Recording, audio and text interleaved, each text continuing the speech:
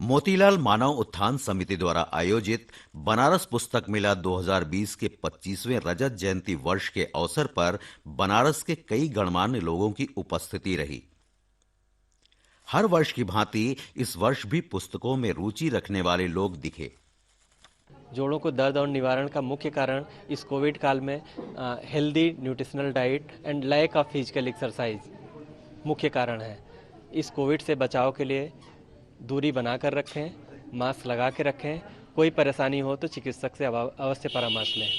मोतीलाल मानव सेवा समिति में पुस्तक मेला का आयोजन कोविड काल में किया गया है और कोविड से बचाव की हर संभावनाएं पर विचार करते हुए मास्क लगाना, सैनिटाइजर का प्रयोग करना, दूरी बना के रखना, इस पर विशेष ध्यान दिया गया और लोगों को जागरूक किया गया जो है। पुस्तक मेले में कोविड-19 को ध्यान में रखते हुए स्वास्थ्य के विषय पर चर्चा का आयोजन हुआ। कोविड काल को ध्यान में रखते हुए ये आयोजन हुआ और आज पुस्तक मेला के 5वें दिन ये जोड़ों के दर्द एवं कारण निवारण पर एक चर्चा का आयोजन किया गया है। पुस्तकों के रूप में उसके निवारण के बारे में आप हमारे बीच बीएचयू आयुर्वेद विभाग के डॉक्टर भोलानाथ मौर्य जी हैं। हम इनसे कुछ सवाल करते हैं कि इसका कारण पर क्या ध्यान दिया जाए। डॉक्टर साहब जी, जोड़ों के दर्द पर आहार का मुख्य कारण आहार विहार है। इस कोविड काल में हमारी lack of physical exercise and healthy nutritional diet ये मुख्य कारण है, जिसकी वजह से जोड़ों को दर्द में इफाजा हुआ है, बढ़ोतरी हुई है। बेसिक कारण क्या है डॉक्टर साहब? जैसे कि लोगों को रूमेटाइड आर्थराइटिस हो जाता है या अन्य कोई ठंड की वजह से बढ़ जाता है, इस पर बेसिक प्रकाश डालें। रूमेटॉइड आर्थराइटिस आधुनिक विज्ञान के हिसाब से वो ऑटो इम्यून डिसऑर्डर है। हम कुछ विरुद्ध आहार विहार करते हैं, जैसे दूध के बने हुए प्रोडक्ट के साथ में नमकीन नमक वाले आहार विहार लेते हैं। ये हमारे शरीर में जाकर एंटीजन एंटीबॉडी रिएक्शन करते हैं और ये रूमेटॉइड आर्थराइटिस जैसी बीमारियों को काज करते हैं। आजकल देखा जाता है कि ये ज़्यादातर इस तरह के जोड़ों के दर्द के कारण बुजुर्गों में ज़्यादा देखी जाती है या महिलाओं में देखी जाती है, तो वो उसके लिए बेसिक घर किचन से लेकर उनको क्या बेसिक चीज़ बताई जाए कि उनको ये समझ में आए कि उनको खुद निवारण कर सके या सही डॉक्टर के पास जा सके। पर्याप्त योगाभ्यास करना चाहिए। उसके साथ साथ योगाभ्यास के साथ साथ पर्याप्त योगाभ्यास के साथ साथ उन्हें खान पीन पर ध्यान दें। इससे अगर लाभ न हो तो वो चिकित्सीय परामर्श लें। यहाँ कई प्रकार के ज्ञानवर्धक तथा उपयोगी पुस्तकों को प्रदर्शित भी किया गया। फिर अब वो वमन कराने लायक है या विरेचन कराने लायक है। सामान्य लोगों को समय समय पे पंचकर्म इस 4-6 घंटे अगर टाइम को स्किप कर दें, फिर गुना पानी पी के, वो भी एक बहुत बड़ा ट्रीटमेंट है। तो वो उसको बोलेंगे अवतर्पण। आज जो था सारा कुछ वहीं से ऑब्जर्व होना था, अच्छा या बुरा नहीं। इसमें एडमिट करने वाला प्रोसीजर नहीं है, सब आने जाने वाले प्रोसीजर है। सब आने जाने वाले, एडमिट वाला प्रोसीजर नहीं है।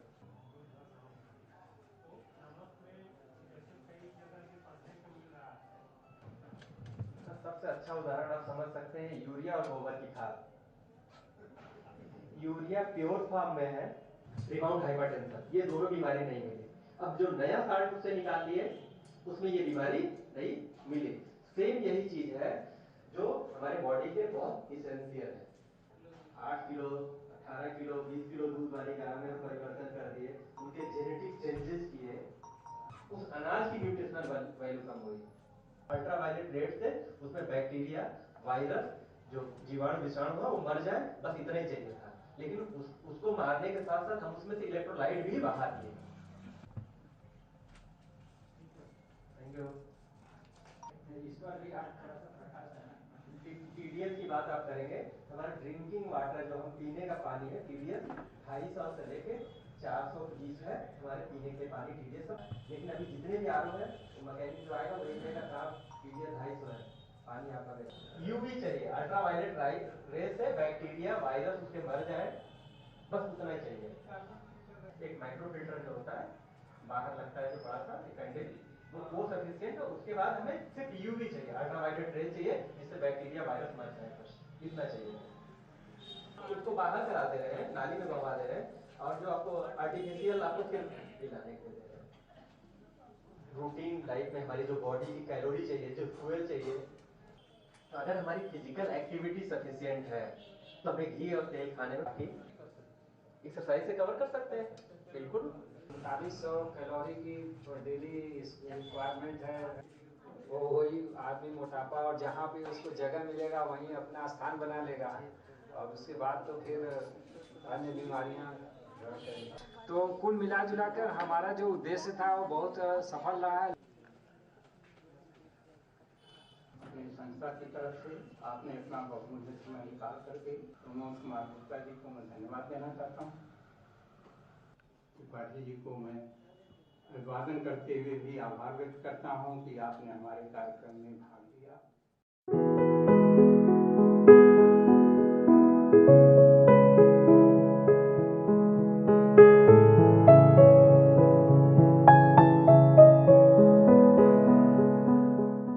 भारत सरकार देश के आर्थिक विकास और आम आदमी के आय में बढ़ोतरी के प्रति गंभीर है। रोजगारोन्मुखी योजनाओं से लोगों को जोड़ने का प्रयास किया जा रहा है। वाराणसी में बुनकर बाहुल्य क्षेत्रों के लिए मेगा हैंडलूम क्लस्टर योजना शुरू की गई है। इस योजना का उद्देश्य है उत्पादन में वृद्धि करना, हथकरघा व्यवसाय से जुड़े बुनकरों के आय में वृद्धि तथा गुणवत्ता परक उत्पाद तैयार करना। मेगा हैंडलूम क्लस्टर योजना के तहत 3 स्तरों पर कार्य किया जा रहा है: तकनीकी उन्नयन, कौशल उन्नयन और हथकरघा संवर्धन सहायता। बुनकरों का तकनीकी उन्नयन करके उत्पादन की गुणवत्ता में सुधार के प्रयास किए जा रहे हैं, जिससे अंतर्राष्ट्रीय स्तर पर इनके उत्पादन प्रतिस्पर्धा कर सकें और निर्यात में इनकी सहभागिता सुनिश्चित हो सके। कौशल उन्नयन के तहत बुनकर सेवा केंद्र के माध्यम से 1600 लोगों को बुनाई, रंगाई और डिजाइन बनाने का प्रशिक्षण दिया गया। इस प्रशिक्षण के बाद बुनकरों के कार्यों में बुनाई से लेकर रंगाई तक गुणवत्तापूर्ण सुधार देखने को मिल रहा है। प्रशिक्षित डिजाइनर नई आकर्षक डिजाइनें बना रहे हैं। डिजाइन के विकास और इसके विपणन के लिए मार्केटिंग एग्जीक्यूटिव की नियुक्ति की गई है, जो इन डिजाइनों की मार्केटिंग करते हैं। इस योजना के तहत 1600 लोगों को बुनाई, रंगाई और डिजाइनिंग में प्रशिक्षित किया गया है। साथ ही साथ इसमें डिजाइनर का मार्केटिंग एग्जीक्यूटिव की भी नियुक्ति की गई है, जिसका काम न सिर्फ सैंपल और डिज़ाइंस को डेवलप करना, उनको विकसित करना, बल्कि उसकी मार्केटिंग भी करना है। हथकरघा संवर्धन सहायता के तहत लगभग 800 लोगों को करघा और उससे संबंधित अन्य उपकरण सरकार द्वारा 90% सब्सिडी के साथ प्रदान किया गया है। बुनकरों को इसका सिर्फ 10% भुगतान करना पड़ेगा। गरीब बुनकर सरकार की इस योजना से अपने करघे का तकनीकी रूप से उन्नयन करके अपनी कार्य कुशलता में वृद्धि करके अपनी आय में बढ़ोतरी कर रहे हैं। बुनकर सरकार की इस योजना से संतुष्ट हैं। बजरडीहा में रहने वाले मोहम्मद इमरान पहले बाहर जाकर मजदूरी करते थे। रोज 200 रुपए से 300 रुपए कमा लेते थे, लेकिन जब से सरकार द्वारा इन्हें करघा मिला है, ये प्रतिदिन 400 रुपए से 500 रुपए तक कमा लेते हैं। भारत सरकार की योजना के अंतर्गत क्लस्टर के माध्यम से हमें खुद का करघा मिला, जिससे हमारी आमदनी का स्रोत और बढ़ा। मेरी पहले कमाई बाहर जाकर करीब 200-250 रुपए हुआ करती थी, अब घर पे 400-500 रुपए हो गई है। जहीर अनवर को भी सरकार द्वारा करघा प्रदान किया गया है। ये भी पहले दूसरे के करघे पर जाकर मजदूरी करते थे, लेकिन अब उनकी उम्मीदों को भी पंख लग गए हैं। इन्हें अब अपनी आय 2 गुना होने का भरोसा है। हथकरघा बुनकर बाहर बीनते रहे, अब हमको मिला है। अब हमको मिला है तो अपना कुछ न कुछ फायदा जबड़ होगा, और धीरे धीरे करके अब जो है आगे बढ़ेंगे। सरकार का धन्यवाद करते हैं। बजरडीहा के नसीम अख्तर का ज़कात खराब हो गया था, काम बंद हो गया था, लेकिन योजना के तहत इन्हें ज़कात मिल गया। अब ये फिर से अपना कार्य सुचारू रूप से कर पा रहे हैं। मुझे भारत सरकार के द्वारा ज़कात दिया गया, जिससे हम अपना काम फिर से दोबारा शुरू कर पाए। खराब होने की वजह से मेरा बहुत दिन से कारखाना बंद था। अब मैं फिर से बुनाई कर पा रहा हूँ। वसीम अकरम पहले नौकरी करते थे। इनको भी सरकार द्वारा करघा प्रदान किया गया। ये इस बात से खुश हैं कि अब अपने परिवारजनों के साथ रहकर अपने ही घर में अपने हथकरघे पर काम करके आय प्राप्त कर सकेंगे। कुछ दिनों पहले मुझे भारत सरकार की तरफ से क्लस्टर योजना के तहत करघा दिया गया है और मैं करघे को घर पे लगाऊंगा। यहाँ पे 150-200 रुपये की मजदूरी करता हूँ। करघा घर पे लगाने के बाद मैं 300-350 रुपये कमा पाऊंगा और अपने फैमिली में रह पाऊंगा। करघा वितरण और तकनीकी उन्नयन के बाद उत्पादन में वृद्धि हुई है। बुनकरों की आय बढ़ी है। मेगा हैंडलूम क्लस्टर योजना के तहत बुनकरों को 45 दिन का बुनाई का प्रशिक्षण भी दिया जाता है। बुनकर सेवा केंद्र के माध्यम से नामित ट्रेनर और मास्टर ट्रेनर इन बुनकरों को प्रशिक्षित करते हैं। इस प्रशिक्षण के दौरान बुनकरों को 210 रुपया प्रतिदिन दिया जाता है। बुनकर वालों को जो यहाँ पे 45 दिन में ट्रेनिंग लेते हैं तो उनको 200 रुपया रोज दिया जाता है सरकार की तरफ से, कि उनके घर की भाई जो भी है उनकी खर्च है वो अपना मेंटेन कर सके। बजरडीहा के मोहम्मद स्वालेह अंसारी के बेटे जुल्फिकार आलम को इस योजना के तहत 45 दिन प्रशिक्षण मिला। इनके खाते में भी सरकार द्वारा 9,450 रुपया हस्तांतरित किया जा चुका है। इन्हें योजना के अंतर्गत हथकरघा भी प्राप्त हो चुका है। अब ये अपने बेटे के साथ मिलकर अपने ही घर में बुनाई का काम कर रहे हैं। मेगा हैंडलूम क्लस्टर के तहत हमारे लड़के जुल्फिकार आलम को हैंडलूम करघा मिला, जो उन लोगों ने ट्रेनिंग भी लिया था, जिसमें 200 रुपये प्रतिदिन 45 दिन का ट्रेनिंग 9,450 रुपये के खाते में आया था। और सीखने के बाद एक करघा मिला और उसमें जब करघा मिला तो हम लोग उससे काम भी करते हैं, हम भी स्वयं काम करते हैं। और मैं सरकार को मैं धन्यवाद देना चाहता हूं कि जो स्कीम बजरडीहा में उन्होंने लागू किया, ये स्कीम पहली बार बजरडीहा में आई और मैं बहुत दिल से उनके लिए शुक्रिया दे रहा हूँ भारत सरकार को। रामनगर में रहने वाली वकार अंसारी ने रंगाई का प्रशिक्षण लिया है। 15 दिन के इस प्रशिक्षण के बाद इन्हें भी 210 रुपए प्रतिदिन के हिसाब से 3,150 रुपया मिला। ये पहले से ही रंगाई का काम करते थे, लेकिन प्रशिक्षण से इनको नया तकनीकी ज्ञान प्राप्त हुआ, जिससे ये अब गुणवत्तापूर्ण रंगाई का कार्य कर सकेंगे। क्लस्टर योजना के अंतर्गत 15 दिन का रंगाई प्रशिक्षण लिया है, जिसका एक दिन का स्टाइपेंड 210 रुपये के हिसाब से 15 दिन का हमारे खाते में 3150 रुपये प्राप्त हुए हैं। हम रंगाई का काम पहले से करते थे और ट्रेनिंग लेने से हमको और टेक्निकल नॉलेज प्राप्त हुआ, जिससे हमको अपना काम बढ़ाने में और अच्छा क्वालिटी करने में आसानी प्राप्त हुई। गोलाघाट रामनगर की रूबीना शाहीन ने डिजाइन बनाने का प्रशिक्षण लिया। 15 दिन के प्रशिक्षण के दौरान इन्हें भी 210 रुपए प्रतिदिन के हिसाब से सरकार द्वारा प्रदान किया गया। रूबीना शाहीन डिजाइन के क्षेत्र में ही अपना भविष्य बनाना चाहती हैं।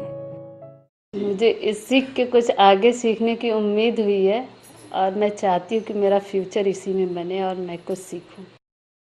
रामनगर की ही सरोज मौर्य ने भी इस योजना के तहत डिजाइन बनाने का प्रशिक्षण लिया। सरोज मौर्य भी डिजाइन के क्षेत्र में अपना कैरियर बढ़ाना चाहती हैं।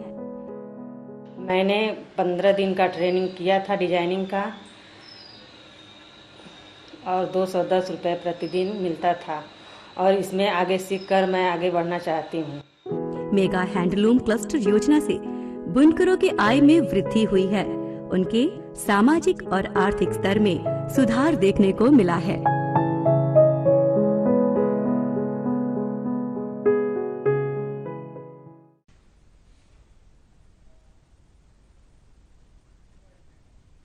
नमस्कार।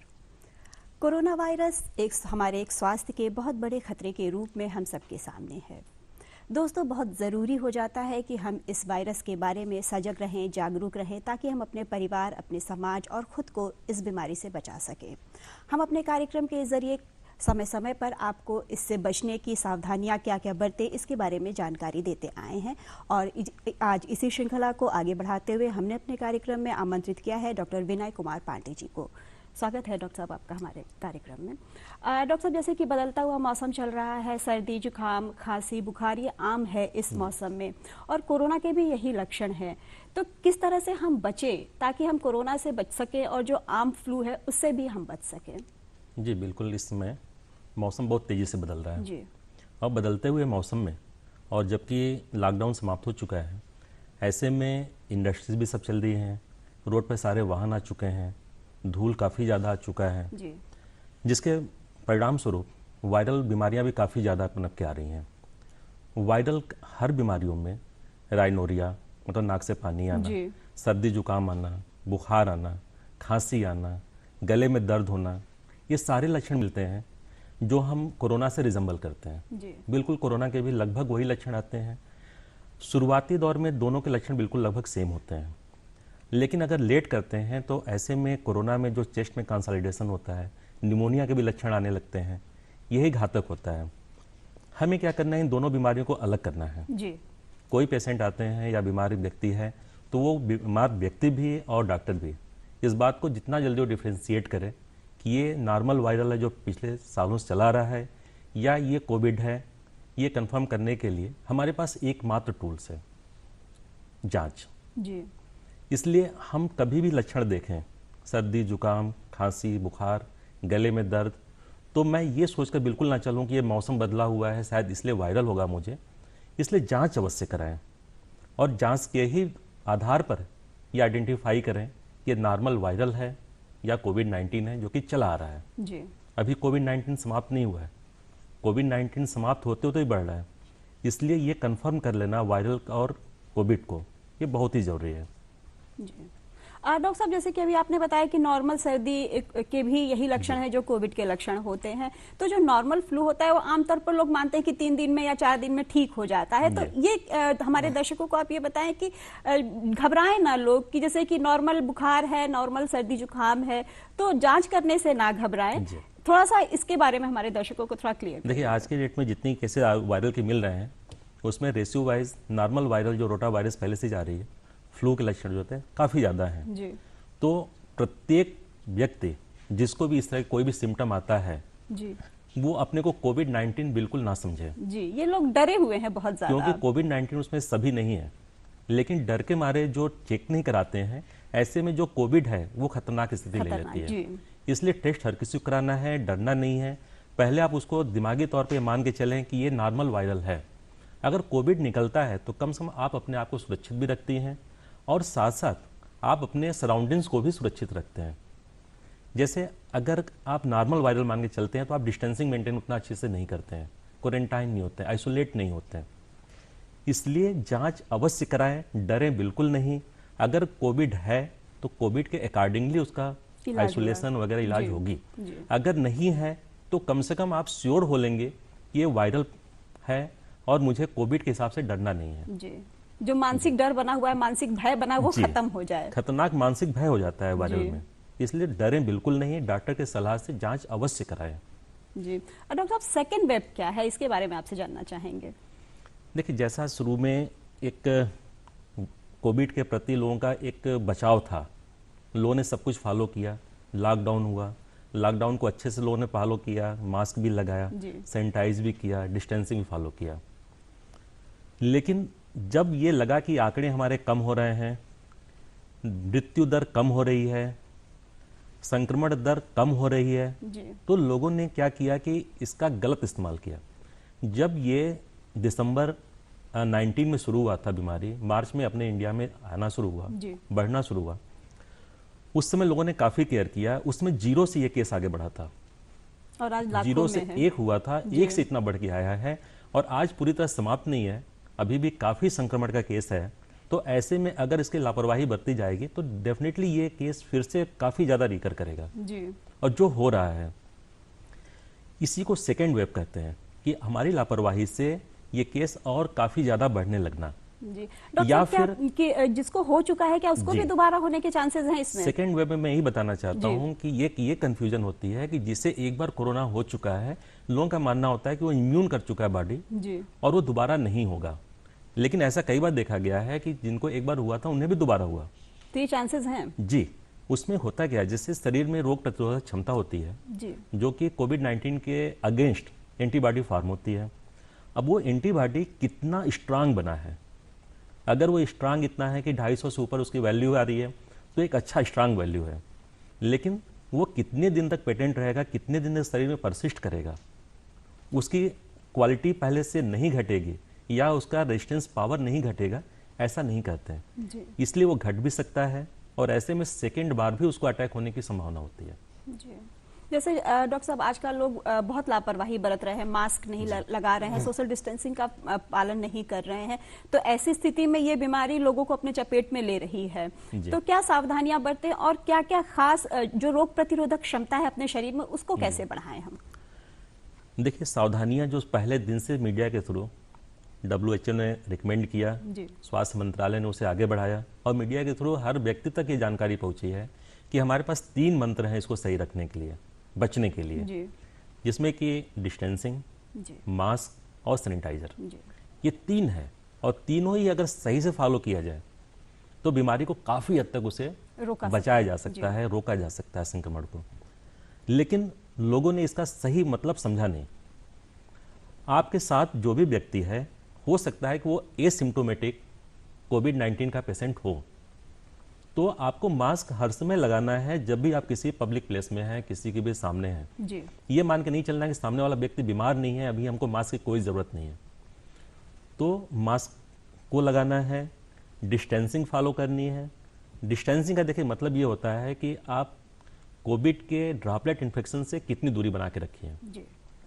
स्टडीज ये कह रही है कि ड्रॉपलेट इन्फेक्शन उसकी 1 मीटर तक जाती है अधिकतम, लेकिन हमारे स्लोगन क्या है, 2 गज दूरी है जरूरी। जी। 2 गज क्यों कहा गया, 1 मीटर से ज्यादा क्यों कहा गया? मैटर ये करता है कि हवा का वेव्स किस साइड से है। ड्रॉपलेट तो 1 मीटर ही जाएगी, लेकिन अगर आपको उसको हवा का सपोर्ट मिल रहा है तो 2 मीटर भी जा सकती है। मैं तो कहता हूँ और दूरी बना के रखिए, 2 गज से भी ज्यादा दूरी बनाइए, क्योंकि ब्लो कितनी तेज हवा की है। आप ऐसे समय बैठिए कि पीछे से फैन चल रहे हुए आपने स्पिट किया, वो डेफिनेटली अब 1 गज नहीं, उसकी दूरी 2 गज भी होगी, 3 गज भी होगी। तो डिस्टेंसिंग बहुत इंपॉर्टेंट है। और सबसे ज्यादा जरूरी है कि मास्क लगा के रखें, वो बहुत ज्यादा सपोर्ट करता है आपको बीमारी से बचने के लिए। मास्क लगाएं, डिस्टेंसिंग बनाएं। इसके बाद भी आप ऑब्जेक्ट टच करती हैं, ऑब्जेक्ट से भी आता है, जहाँ भी ड्रॉपलेट गिरे हुए हैं आप ऑब्जेक्ट टच करती हैं, या आपने अपने मास्क को ही टच किया, हो सकता है कि मास्क पर भी चिपका वायरस हो, तो फिर उस हाथ से कुछ भी टच करने से पहले हाथ को सैनिटाइज जरूर करें। और सैनिटाइजर भी आपका 75% अल्कोहल युक्त होना चाहिए, क्योंकि जितनी ट्रायल हुई है उस पर इफेक्टिव यही हुआ है, जिसमें इससे कम अल्कोहल होती है मात्रा, वो वर्क नहीं करता। अगर सैनिटाइजर उपलब्ध नहीं है तो साबुन से ही हाथ धोते रहे थोड़ी थोड़ी देर में, वो भी बहुत ज्यादा इफेक्ट करेगा। जी। हैविंग फोम एक्शन, जिसके झाग का एक्शन हो, वो डिटर्जेंट होता है और उससे आप हाथ धोएं, सैनिटाइज करें या वॉश करें या दोनों करें। जी। उसके भी प्रॉपर एक्शन है, उसके भी 6 स्टेप बताई गई है कि वॉश करें तो अपने हाथ को सीधा, उल्टा, नाखून, मध्य, कलाई, सबको वॉश करें। जी।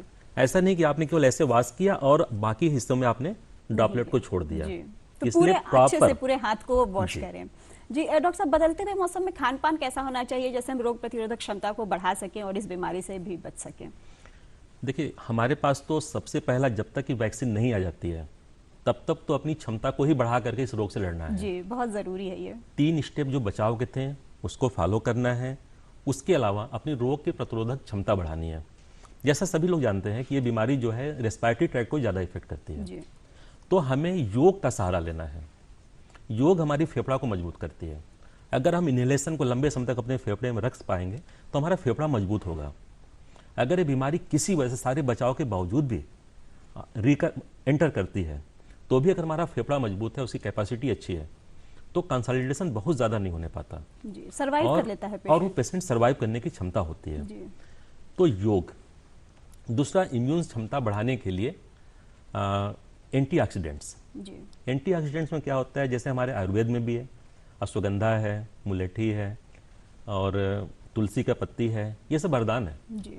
अगर इसका सही मात्रा में अर्क को लिया जाए तो इस तरह की बीमारियों से लड़ने की क्षमता शरीर के अंदर डेवलप करती है।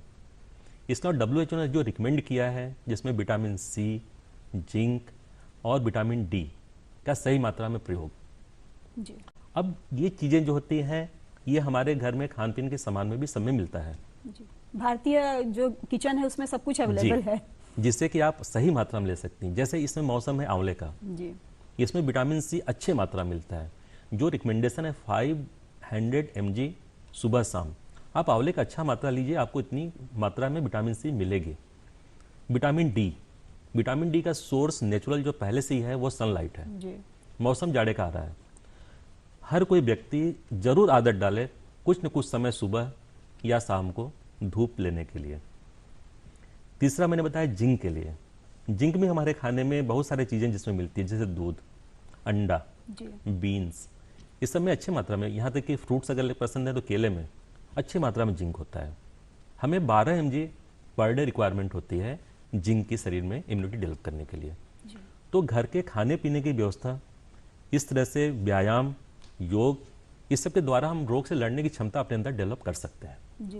और डॉक्टर साहब, जैसे कि आमतौर पे लोगों को जैसे सर्दी, खांसी, जुकाम होता है तो लोग संतरा और ये केला ये सब खाना अवॉइड करते हैं, तो क्या ये इस वक्त खा सकते हैं? जी। बात देखिए, होता क्या है, बहुत सारी बीमारियां अपने मौसम से होती है, उस मौसम के हिसाब से ऋतु ने फल भी दिया है, लेकिन जब वो बीमार होते हैं और उस समय यदि उन्होंने उस फ्रूट्स का या उस नेचुरल चीज़ को उन्होंने इस्तेमाल किया है तो एक बोल चाल में लोग बोलते हैं कि मैंने संतरा खा लिया इसलिए खांसी हो गई। ऐसा नहीं है, संतरे ने नहीं किया, उस मौसम के बदलते हुए के प्रभाव से ऐसा हुआ। इसलिए जो भी जिस मौसम का फ्रूट्स हो वो एंटीऑक्सीडेंट है, उसको लीजिए। संतरे में विटामिन सी अच्छी मात्रा में होती है जो कि हमारे लिए फ़ायदा भी है। केले में जिंक अच्छी मात्रा में, जैसे मैंने बताया, वो फ़ायदा है। तो ऐसा कुछ नहीं है कि मौसम बदल रहा है हमें संतरा नहीं देना है, केला नहीं देना, सब कुछ देना है। तो डरे ना किसी भी चीज से, जो मौसम के अनुसार जो भी फल अवेलेबल है उसको आप खाएं, उससे आप बीमार नहीं होंगे। बिल्कुल नहीं जी, उससे आपकी जो रोग प्रतिरोधक क्षमता है वही बढ़ेगी, आपकी जो भ्रामकता है वो खत्म होगी। डॉक्टर साहब, जैसा कि दर्शकों, जैसा कि डॉक्टर साहब ने बताया कि 2 गज की दूरी, मास्क है जरूरी, इसका पूरी तरह से पालन करें, तभी आप इस बीमारी से बचे रहेंगे, सजग रहेंगे, जागरूक रहेंगे और खुद को बचा सकेंगे, अपने परिवार को बचा सकेंगे। डॉक्टर साहब, आप हमारे कार्यक्रम में आए और इतनी अच्छी जानकारी हमारे दर्शकों को दी, इसके लिए आपका बहुत बहुत धन्यवाद। नमस्कार।